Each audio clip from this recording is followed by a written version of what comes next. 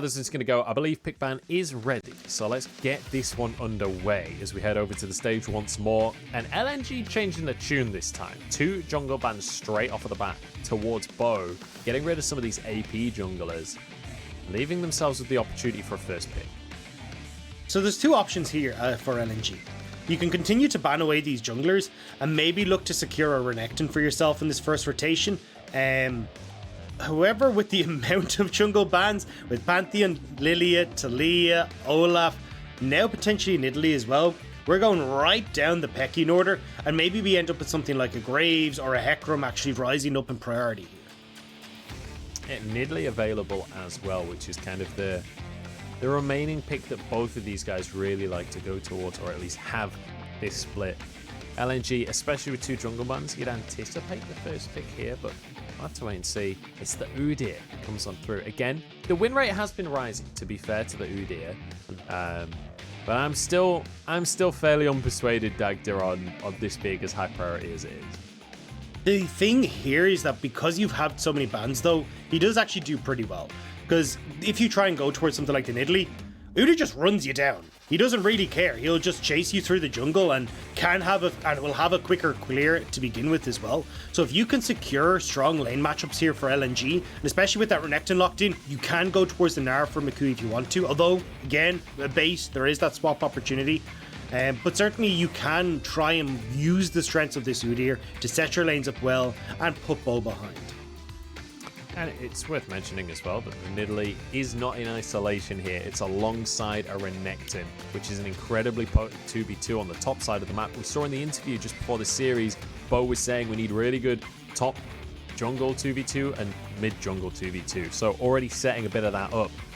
This Tristana, though, that has been banned against LNG almost every single game since one of their wins earlier on in the split, has made it through, and LNG immediately snapped that up for life. Yeah, I mean, it's been banned 83% of their series up until this point, and even we saw it banned in the last game as well, so that stat's going to be even higher. However, I like this from LNG. This feels much more like comfort for LNG. You've got Makuya on towards the Snare in the top lane, it's most played champion. You've got Tarzan on a jungler that can dominate the jungle matchup, and Light on this late game scaling AD carry that they can look to play around. This is classic LNG, and this is where I want to see if they can have more of an impact than they did in this last game. I won't be too surprised to see some more AD carries banned, honestly, by LNG. Just set up a really, really great lane state for this Tristana. The Rel will do well to try and deny that all-in if you can crash down where the Tristana's jumping to, but can be very, very difficult. In fact, LNG, they're aware that this Renekton is not necessarily up towards the top side, so they're trying to set up Makuya for success. And I'd also like to see the Jace ban here. So I like that we're kind of rating this going, hey, look, it still could be for Nuguri. But honestly, the Jace works well in 2 folds. One, making sure that you're not getting some kind of weird counter pick in the top lane because you're moving Renekton mid. But 2, there is the opportunity to just opt in towards a long range composition here as FPX. You've got the Nidalee, you could go towards Jace. It does really well against the likes of this Gnar and also this Udyr, who don't really want to be in too long range of a matchup. I wouldn't mind seeing something like a Jhin or a Xayah here at the side of FPX. Just go for a... Okay, never mind. They want to fight. Forget Jhin. Forget Xayah. They're not playing safe. They're playing for the 2v2 right now. I was expecting they wanted to get Crisp out of the lane, but I think that they just want to brawl. FPX need to get off to a good start here, though. They need Bo to be very active in the early stages, because if you're going to go for this dive composition like they've organized here, and you're playing into a Gnar, an Udyr, now Gragas, even the Azir as well picked up for Icon here. It was very hard for you to coordinate that, but you're also enabling LNG's composition so well. So FPX, if they don't have a lead, it's very easy for Gnar to get off this big ultimate, the Azir to reset these fights, and suddenly this heavy dive composition has used everything. It's exhausted and it's going to get battered by LNG. The Camille is the final pick, though. I think this might be Camille going towards the top side. But LWX and Doinb just traded. Okay, there we go. Fixed it. Yeah. Nuguri going to be having this Camille. Expect him to take over the game. I don't know the Navis Camille matchup particularly well, but I do know that Camille Doinb favourite, pretty gets to heavily. have a lot of fun in the mid lane on this Renekton. I know that Nuguri is just going to be favoured regardless of the champions at the top side, honestly, at this point. So I'm looking towards Bo having those advantageous 2v2s that he talked about. Yeah, this is essentially a winning top, a winning bot for Bo, and he is his pick of the litter as to where he wants to go. Because even in the mid lane, Doinb can try and get on top of this Udyr and set up the Nidalee. I'd prefer to see Bo try and play through these side lanes though, specifically in that top lane. The Camille matchup is pretty nice for Camille. Once she gets on top of the Gnar, she's in great shape, and it's pretty easy to do so with hook shots, and also as well with the sweep, the tactical sweep, being able to slow this Gnar and provide you that opportunity to close the gap. So if you set up for a spear from Nidalee, that's a dead Gnar very, very quick in this early stages of the game. Especially in that mini Gnar, he's paper. He's basically made of paper at that point. You just cut through him. I am a little bit curious about the bottom lane the bottom lane duo that we're getting out of Light and Iwandy. Obviously, the Tristana has been a comfort for Light. It's been something that's banned against LNG very often. Iwandy with the Gragas, though, is not something I was necessarily expecting to come through today. Maybe looking for a chance to catch out LWX and Crisp if they miss position. Exactly, and it does well against Crisp specifically as well. Again, the belly bop just means that you can't really land that crash down because of how long it takes that animation to go through. And also, again, more disengage, just buying space for Light, buying space for Icon. And on LNG side here, you don't even have to be the ones that are making these early aggressive plays. You can as Tarzan if you want in this bottom lane, potentially up towards working with Mikuya for Nuguri in the top lane, although that said, it'll be a little bit harder. But ideally, all that LNG want to do is scale into the late game. Get Light to 3 items, get Icon to 3 items, and from that point forward, their team fight will just be unstoppable. If they get to 3 items, that will be the big question, right? Can they scale through this game? Can they get themselves to a point where these later game carries like the Tristana and the Udyr can do these things? Because in the early game, FPX are going to be in charge. You've got the Samira that can dominate a lane phase. Once again, if you get those kills early on Samira, you can take over the game. But let's talk about the junglers here as we start this one off. We've got both of our junglers starting on their bot side, both getting leashes. Neither team trying to hide information right now. Going to be fully aware of what's going on. But it does mean we could have a bit of a skirmish on the top side at level 3. I think the idea here from Tarzan is, look, I need to make sure that Bo isn't interacting with mid or that top side of the map. This is where this Nidalee is going to have our impact in the early stages. And because I've got Icon on this Udyr, has opted towards the Comet, a more lane dominant rune, he should be able to poke Doinb back, try and get some control of this mid lane, and hopefully be able to help. Same with Mikuya, at least levels 1 to 3, this Gnar with the range and with these boomerangs can push the lane and still have pressure on towards the scuttle in the top side. Yeah, he'll try and have pressure anyway, but Nuguri definitely the one with pressure right now, as the junglers do get towards the top side of the map. You can see Bo with a bit of a better pace, at least to start off with. Tarzan on the Udyr, clearing a little bit more slowly, this is what you talk about with Nidalee, right? Nidalee is just insanely fast at clearing the jungle. Yeah, I mean, they're pretty much even. You've got, like, they're both started on this top side. Bo has only just gone for the 4 camps, hasn't gone for the full clear that we see from Tarzan here, because he wants to try and make something happen for Icon. There's the stun, forces the flash out of Icon. So flash for flash in the mid lane. But importantly, Bo stopped clearing his jungle for that. So could be a camp behind at this point, as Tarzan has just been power clearing this whole time.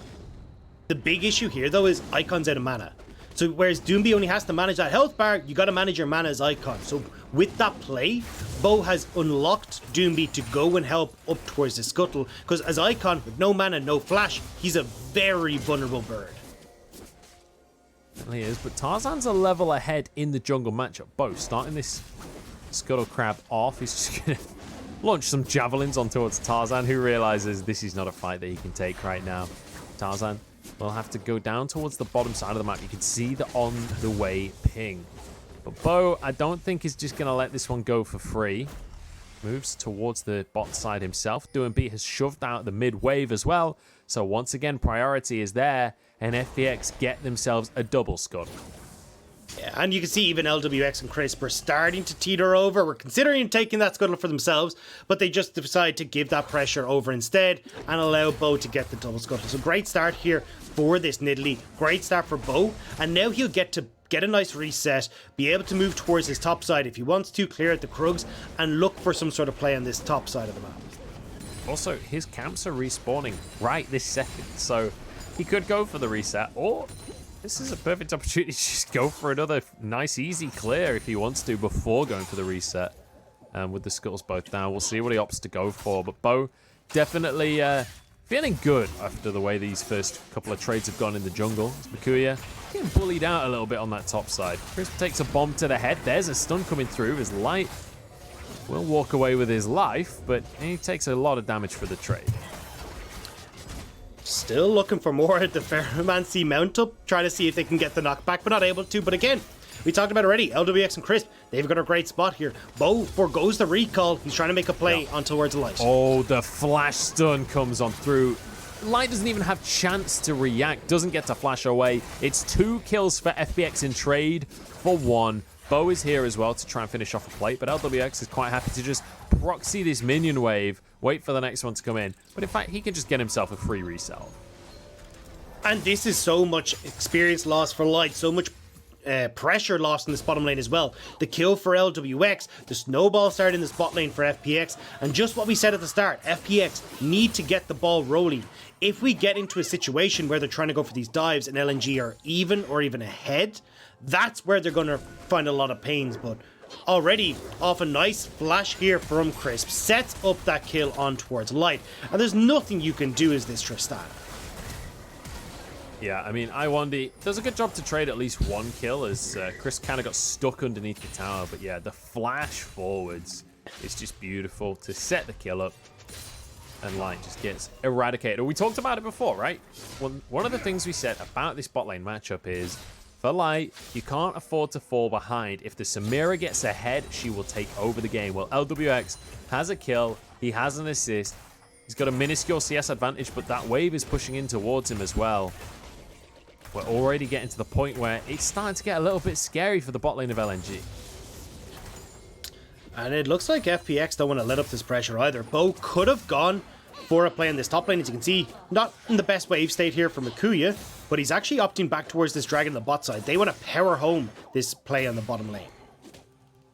Nuguri taking a good amount of damage here.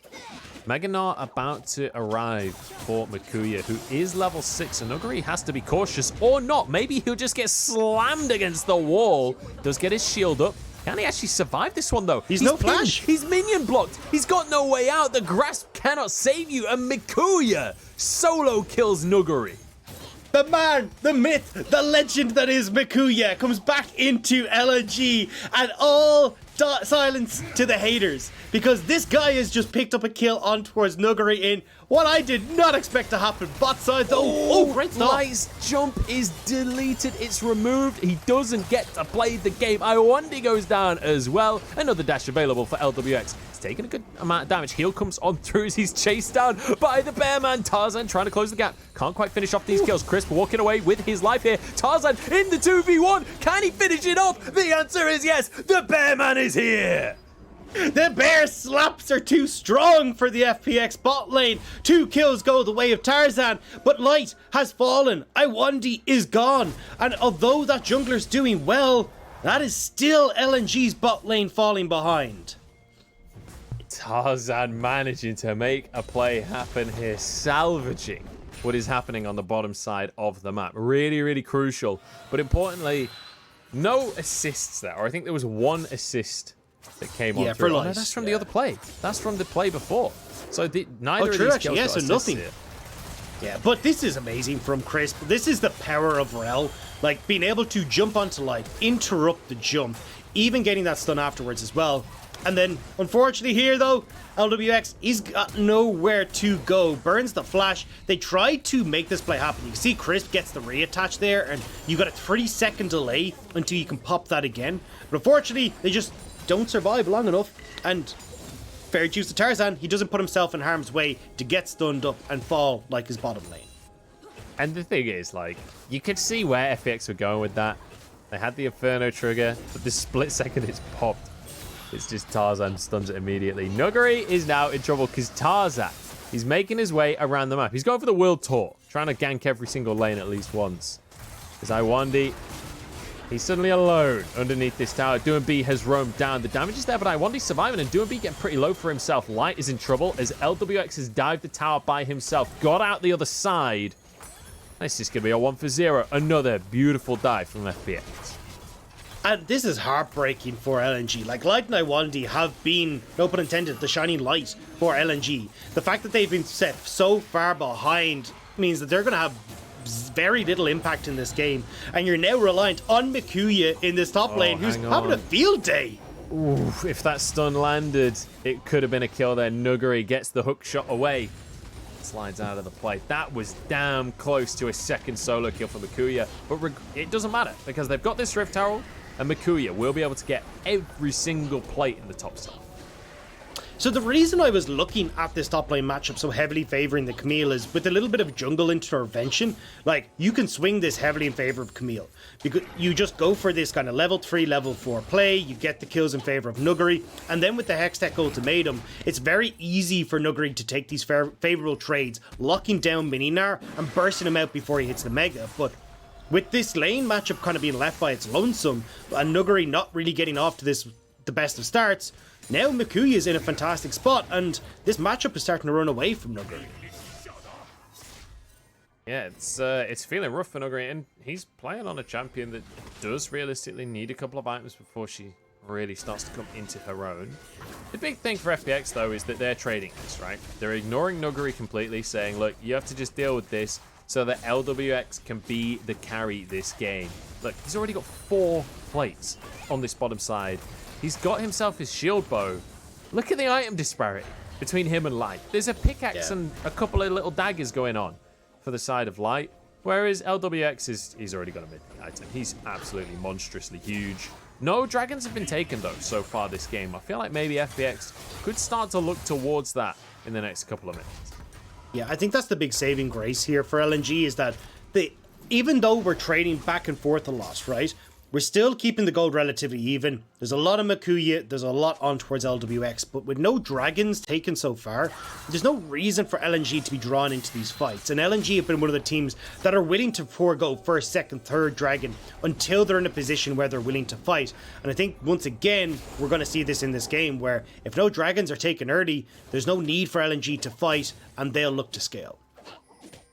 Yeah, we talked about it before with the Udyr and the Tristana. They would love to just chill until the late game. It's down to FPX to put the pressure on, and that's one of the things we've complimented about FPX over the course of this split so far, is the pace at which they played the game, the way that they stop their opponents from being able to enact their own win conditions. That's been the big strength for FPX. So anticipate that they will try and force something with this lead that they've got for themselves, or at least the bot lane lead that they've got for themselves, especially now Doinb has just finished off a gore drinker. I mean, Doinb has, but we're also seeing that Mikuya, he's about to back. He'll be able to finish off his gore drinker of his own as well. So a lot of these item spikes are being matched. And when you look at Nuguri as well, going towards the... I'd imagine he's going to go towards the Divine Sunder in towards the Stark's Gauge build, where you do get a heap of health and you're a little bit tankier for these dive-orientated fights. He's going to take a while to get to that. And until that point, you don't really want to take these fights as Camille. You just don't have the survivability. So we're still waiting on a little bit of time for FPX to kind of enact a 5-man play. The 4-man unit, though, are still very capable of running down towards bot lane, looking for these dives. Topside? They're really trading aggressively here. I think realizing Mikuya was exhausted right there, but Mikuya's like, I'm okay to extend this trade. You can't escape me. The hyper procking once again. The slows are here. Mikuya's going to try and jump over the wall. Doinb does the same, but he's knocked back. He's into his ultimate. He's trying to survive, but he just doesn't have it. Tarzan takes his 3rd kill of the game. In the meantime, Bo has at least grabbed himself a dragon. Iwandy's going to... He's going to be able to get it. He's going to walk away. So on that top side, I like this. LNG knowing, look, bottom lane is going to go. We cannot try and hold on to this. Let's make a play on the top side of the map. Let's make sure we're getting something back in our favors. But also, honestly, I think Nuguri got baited a little bit there. You had Doinb starting to roam up to try and help out Nuguri, but end up running into Tarzan. I think Nuguri was trying to bait Mikuya into this unfavorable trade, but with Tarzan in the vicinity, FPX tried to make too many plays happen around the map, and they get bitten for it.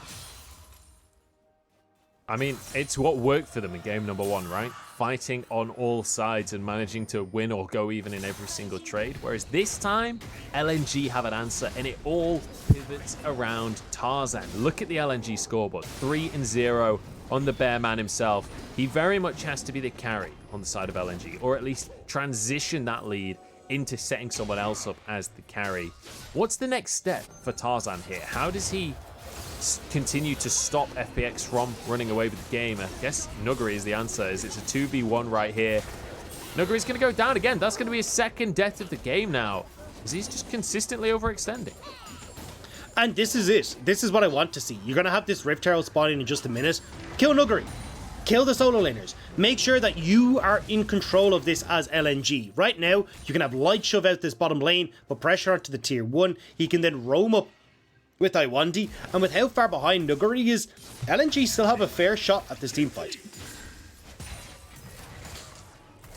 FPX has moved towards the mid lane now, though, to try and force priority here. Herald's coming up in just a moment or two, and I'm hoping we get a bit of action here. I'm hoping we get to see these two teams start to face off against each other, start to size up with one another.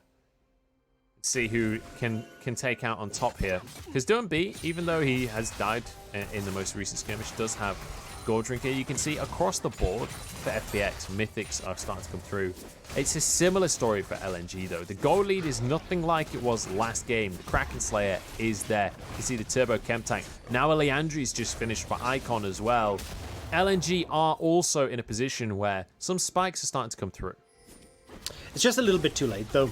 Icon backed to get the Leandries, so he could have TP'd in towards mid, but it looks like instead LNG are happy to just trade cross map. They're just going to go, hey, we'll go take bottom tower. You'll probably get our top tower, maybe even mid lane turret off of this Rift Herald, but we don't want to fight right now. We just know that we definitely have the late game scaling, so why try and risk it for a biscuit in these mid game fights? Because biscuits are delicious. That's my motto. As Nuguri's going to get dived, stunned up by Tarzan, and like easily has the damage to finish off the kill. Nuguri is just being focused by LNG. Beautifully done. And now I guess Tarzan's answering back, saying he's the Korean on the server this time around. Is Doinb in a 1v1 with Mikuya. It's a different top laner that Mikuya has to face off against now. This one's got a few more items. Mikuya getting chased down, steps over the trap, which means the pounce comes through from Bo to finish the kill. Doinb with another, and now they can herald the top lane. And all Mikuya had to do was back away. They'd made the cross-map play, they'd gotten the turret, they'd gotten the kill, and they'd crucially gotten some much-needed gold back for Light. However, because Mikuya ended up giving over that kill on the top side, that is now a little bit more of an even trade for FPX, but when you consider they still have this Rift Herald to play with, it's a big win for FPX, because now they've got that deep vision, they're starting to push in the waves, and they can look to crack open this mid lane turret. Mid looks like it's the call. Luckily though, for LNG, Icon's on the Azir, so it is a little bit more difficult to just try and brute force a tower in that mid lane, just because the wave clear that comes on through there can be difficult to deal with. Dragon's up in 40 seconds though, Dagda. I'm still feeling like FPX are the ones with the advantage right now. FPX do. I think it's a lot closer than I think LNG are giving it credit. But again, I mean, if you've got definitive scaling where off of 2.5, 3 items you end up winning the game, why worry about it? Like this, you're still looking at, you know, another 10 minutes if this dragon is taken on time before you have to worry about an Elder Dragon. You're then looking at essentially 30 minutes into the game, and you're going to be in prime position at LNG at that point. You can hold on to your mid lane turret if you want to protect it here in case a Rift Herald comes down as well. So more about mitigating loss from LNG means that they should be in reasonably good shape come that late game scenario. Yeah. So the dragon, as you rightly... Actually, what? LNG just get the dragon. FPX don't even try and fight for it. They're going to go for a top tier 2 instead. And yeah, LNG saying, we don't need to forego this in scale. We can see FPX are moving towards the top side instead. So they grab themselves the dragon. nicely done here by LNG, and that is going to remove a win condition for FPX realistically in that Dragon Soul that's just so far away. It's basically not going to happen. Yeah. Also, I don't like taking the top lane turret. And I would have wanted to see mid lane turret take open, because then you can push that deep vision in. Makes it a lot more easier for FPX to kind of go for these 1-3-1s, start moving Doinb into to kind of catch people unaware and get Nuguri time to scale. Now, though, you've kind of just created this long lane that nobody in FPX really wants to go and play around. And you're giving LNG a bit more time to get to this late game point.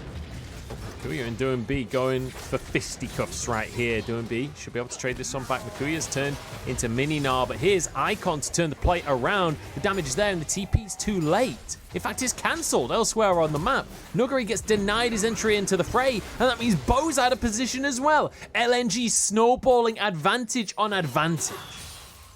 Great stop from Tarzan. He ends up getting the sucker punch on towards Nuguri as he's trying to TP. Light, though, needs to be careful. Good jump away from Light, keeps himself safe. Tarzan onto LWX, who will survive.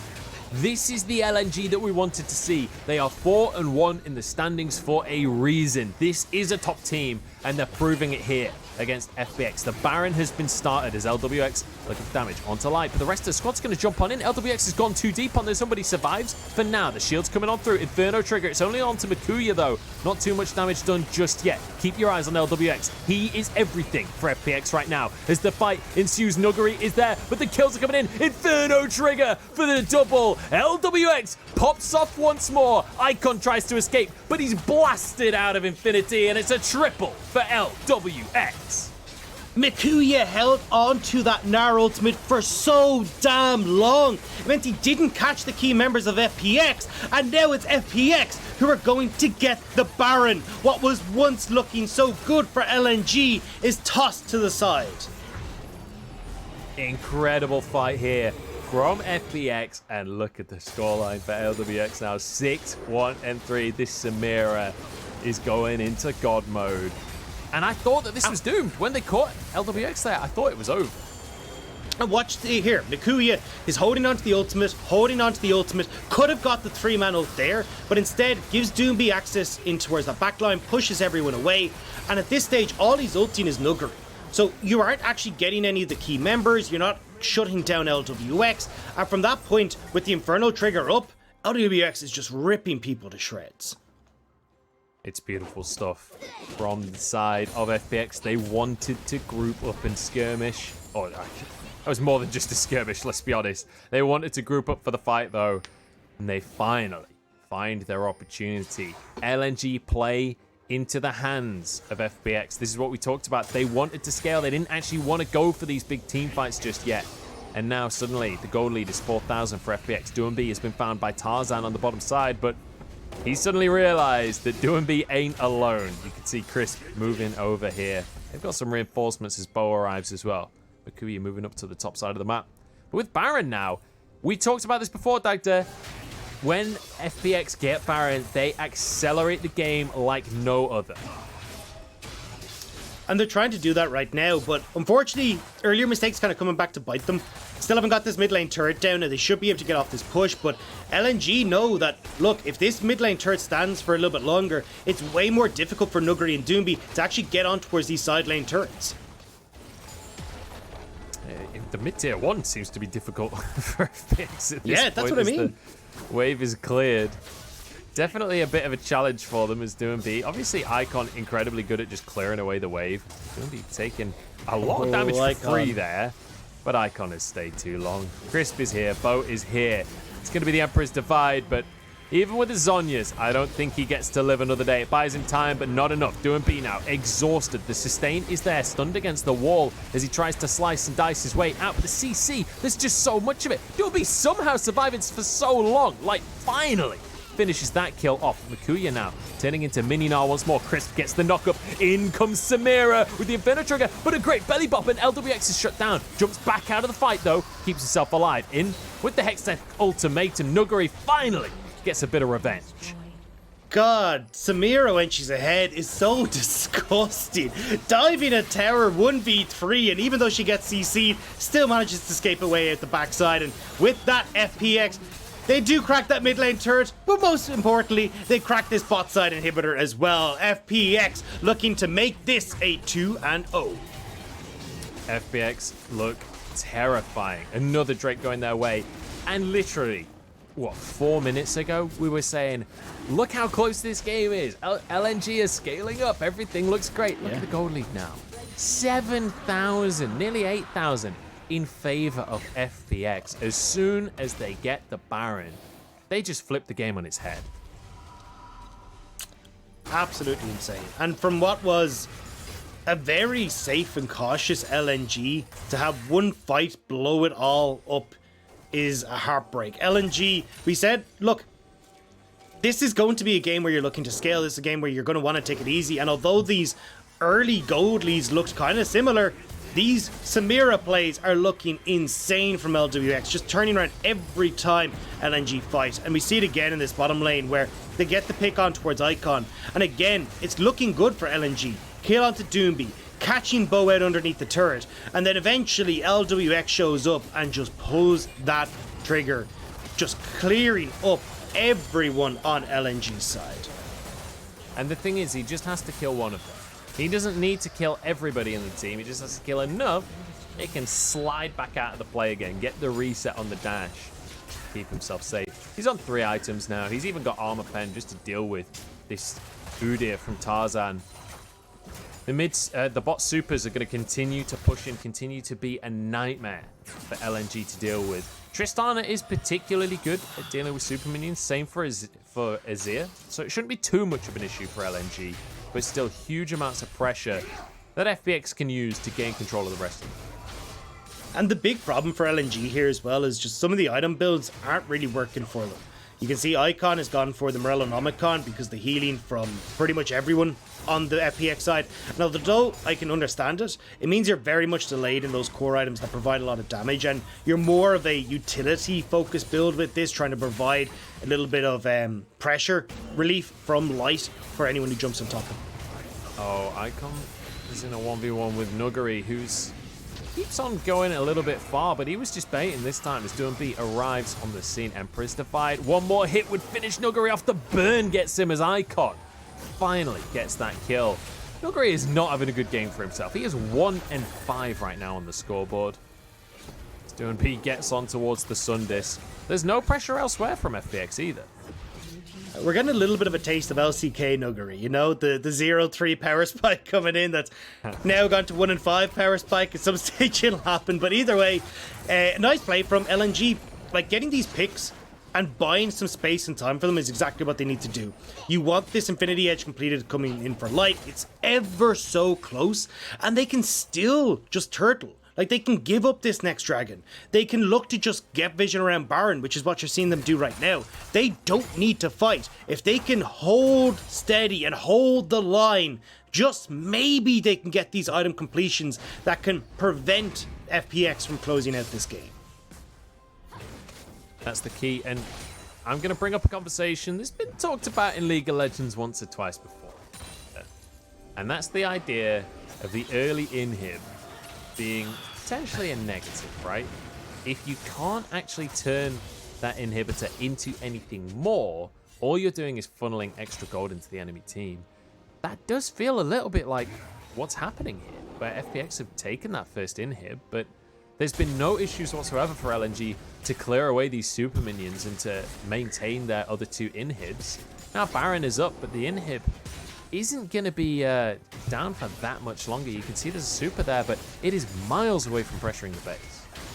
It will create a lot of pressure still, though, for the likes of this Baron, and that's really what FPX are looking to use. The problem is that with how far behind Nuguri is, he's not really able to put pressure on towards that open inhibitor. FPX would love to have this Camille versus Gnar heavily in favor of Nuguri, and then they can play this all the live long day. They're trying to use that last super minion wave, though, to get LNG to fight, but the Baron could be gone before they get there.